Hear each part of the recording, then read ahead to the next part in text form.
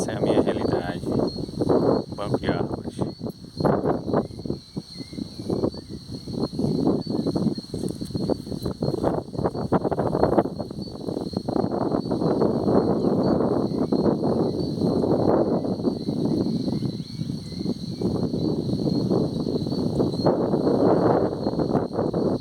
Só vou parar de plantar quando não tiver mais espaço.